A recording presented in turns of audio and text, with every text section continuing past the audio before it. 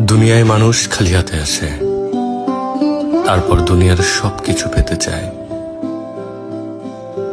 যতই পায় ততই কম পড়ে যায়।